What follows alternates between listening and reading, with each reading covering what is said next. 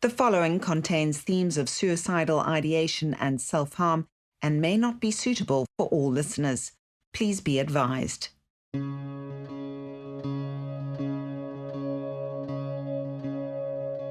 Was a huge increase in anxiety. And then she had a panic attack. So there's going to be an avalanche of people looking for help. It's incredibly difficult as a mom. She just cried and cried and cried and basically said to me, I don't actually know if I want to live. The scary part is I don't see a future. It's a bright and sunny day, clear blue skies, when we meet 16-year-old Nikki. She's sitting on the couch, her long hair tied up in a messy ponytail. Despite the perfect weather outside, an atmosphere of sadness has settled in this house, shared by Nikki and her mother. They have been fighting an invisible enemy and must walk a tightrope as they journey towards a place where there is light again. Mental illness has dominated their lives for so long now, they're not sure they will ever reach that destination. This is Breaking Point, a two-part podcast that will delve into the minds of teenagers and how the COVID-19 pandemic has impacted their lives. Nikki is wearing shorts that reveal the cuts that cover the length of her thighs. She doesn't hide them like she normally does, and she speaks with candor about why she self-harms. She's been doing it for almost 4 years now. It's difficult because I really try and not do it because I know it hurts my loved ones. And it's so difficult because I have to always be in long clothes now when I go to my grandparents' house because I don't want my grandpa or my grand to see it. And it's like I'm not doing it for attention. It's just my way of coping. Psychologist Mark Delaray, who works with teenagers, says self-harming often becomes addictive. It's not used as a way to gain attention because most kids will hide it away. Sometimes we have kids come in and they've been self-harming for 2 years, their parents don't know about it because they hide it away. They don't want anybody to know about it.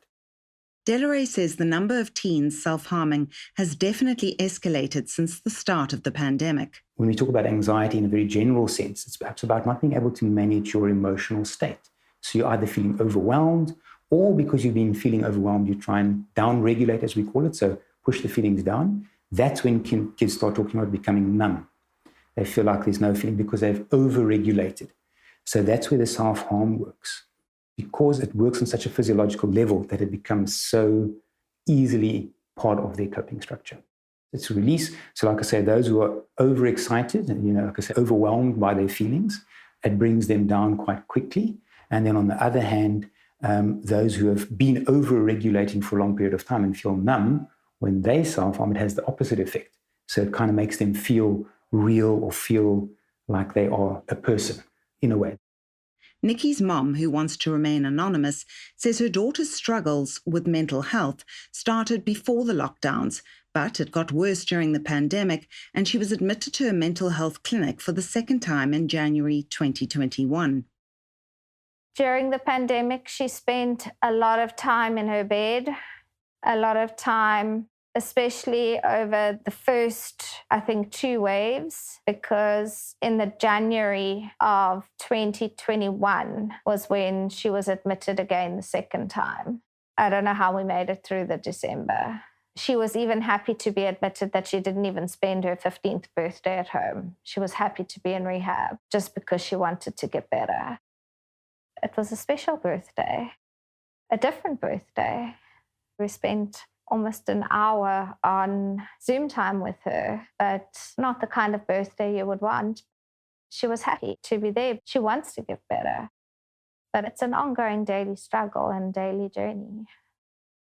Nikki and her mom were not alone. Psychiatrist Dr. Tamara Mareski says many teenagers have struggled during the pandemic, with anxiety the common thread. There was a huge increase in anxiety. And the tricky thing is that in some ways, it was a reasonable and rational response to a very difficult situation. So it wasn't disproportionate to the stress, but nonetheless, it in some people reached a level where it became so difficult and so big, the emotional regulation became such a challenge that they weren't able to function properly. And so I definitely saw a lot more anxiety, but equally depression. She says clinicians have also noticed a new rising trend. Some of the other things that have increased in frequency is eating disorders. It can be a way of trying to control things that are difficult to control, because there's one thing you can attempt to control is your eating and your weight. And so in the face of something that is so enormous and so difficult to control, it seems that perhaps that became a mechanism. Nikki's mom first realized her daughter was in trouble when she took her to a doctor for an issue that wasn't related to mental health. She landed up in hospital with something totally non-related. And we realized then that she actually had an eating disorder. Although we never let her know that she had an eating disorder, we had a wonderful pediatrician who told us that all her nutrients and levels were too low. He was the one who then sent us on a journey to find a psychiatrist, because she was also depressed and sad and unhappy. And after a long journey of multiple other issues and being really unhappy at school, bullied, she hated her school, I knew there was something else up, but I hadn't thought of serious depression. And then we started our journey seeing different psychiatrists. That was where the journey of loads of different medications started. Nikki doesn't like being on medication, but for now, she has no choice. I just don't believe in it. And if I could and I had a choice, I wouldn't take medication. But then again, I do know that the medication does help to an extent. Mareski believes medication can be life-saving, but the real work is often done in therapy.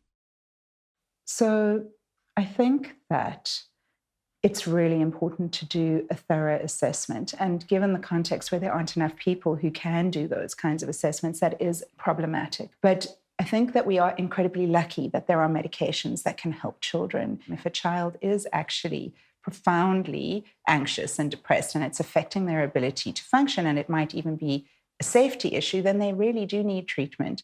I think it is a big decision to put a child on medication, because if it isn't done thoughtfully, often they end up staying on that medication for a very long time. And one wants to be sure that it's the right medication, that one gets the right dose for the child. And there are options when it comes to schooling too. For Nikki, academic pressures became too much, and she is now homeschooled by tutors. We, as the parents, need to sit back and look and go, well, what is our expectations? Not so much the school. The school is providing what society is pushing for, which is math, science, English, blah, blah, blah, and you must have so much and you must do it. But we as parents, what is our expectations on our kids? You will know when they are bullshitting you or they are really, really struggling. And I think when that is coming up, you need to start noticing and seeing how can we assist them. Nikki is grateful she is now homeschooled and was traumatized by her school experiences. The work was very hard. The teachers, I struggled, especially maths. I got told once I did a few mistakes, and she said, in front of the class, you need to go back to grade 3, like, you are so bad at this. And the class just went, oh, and they all like started laughing and then started whispering, and the teacher didn't even say anything. Like grade 7, I did again. I had to study so hard. I was getting bullied. I was losing my friends. And I felt like, what am I doing wrong? And I felt like I was an easy target because I would let them go at me. I wouldn't say anything. I would just stand there crying. They even did it in front of the teachers. And the teachers pretend like they can't hear. And when they do say something, they say it in front of everyone and they mention your name. And it's not nice at all. And it's so embarrassing. The downside for Nikki, who is not schooled in a group situation, is the loss of social interaction. Since I left the mainstream school, all my friends started dropping me. From then, I've just had a best friend. I don't really see anymore. Other than that, sadly, I don't have any friends. I've tried every single way to make friends. It's just so difficult and it never happens. My mom's tried to put things on Facebook groups to ask, does anyone, my daughter's struggling with mental health and she's struggling with friends, would anyone maybe like to chat with her that's around this age and that? We get no responses. I try on Instagram, just never happens. Social interaction is crucial in the development of teenagers, says Delaray, and of course the pandemic has hampered that significantly. We all go through this phase where we are completely dependent on our parents. And then we start reaching sort of puberty, adolescence, and we go through what we call sort of an individuation phase. So we're not separating completely or moving away from our parents, but separating from them, becoming our own person. Through that, we then have to have that social interaction, that connection with others, developing our own identity, which is separate from that of our family. So that interaction, just on a social level, is very important. And the kids also, as much as they are on their devices these days, they also need to be out and socially connecting with others. And that's fallen away. So it's been a big problem. He says the pandemic has impacted young people the most. In fact, there's some stats that came out over the last 20 months that showed that the biggest impact has been on those aged between 12, 14 to about 30, because that is the age range where we are most social, most connected to the outside. And that group of people has suffered the most because of the lockdown, because of mental health issues. Social media has been both a godsend and a curse. It plays, as you probably would understand, positive and negative sides to that. In this lockdown period, it's been their only access to their friends. In fact, schooling, everything has happened on that. So it's been vitally important for them to actually be connected. Without that, I think it may have been worse in certain ways. But then again, also, the negative side of that is where when we are feeling so isolated, we start scrolling, we start connecting to certain things, and we are sort of online all the time. And that I don't mean in a positive way. It's almost like you feel like if you're not connected, you are lost. And that causes a lot of different, there's many different things that happen from there. But that no downtime escalates that anxiety as well, because they are actually constantly connected. And they feel if they're not connected, they are going to be lost or forgotten by their friends. For Nikki, social media triggers feelings of isolation. Definitely the part where you see friends hanging out and having a fun time, that's definitely something that gets to me. When I see someone and I see their body, I get so upset because I just have a problem with my body. I've got body dysmorphia. I get jealous and I'm like, I wish I could have that body. And I go to the gym and I just don't get the results I look for. I'm very depressed. When you look on social media and you just see all these people having so much fun with their friends, or you just walking, when I go to work and I just see people hanging out, and I just get so upset. And the fact that also I can't do school sports anymore, that I love so very much. Yes, I enjoy my gym, but it's the interaction with people my age, to actually talk about, not just to talk about to your parents or your family members, to actually speak to your friends, to go to your friends and be like, how do you get a boyfriend? Or how do you do things? And not to actually go to your parents and be like, how do you get a boyfriend? Or how do I do this? So it's very difficult and I do struggle. And that's definitely part of my depression and my suicidal and self-harming. So yeah. And thoughts of suicide are never far away. It's scary to know that I could do something at any time and it's a moment you do it and it's done. It's scary. And I think the only thing that is stopping me from doing it is my mom and my grandparents. And that if I didn't have them, I would be gone by now. Nikki's mom believes her daughter's struggles with mental health stem from her divorce, and she too suffers from depression. It's incredibly difficult as a mom. I lost my job just after I went to rehab.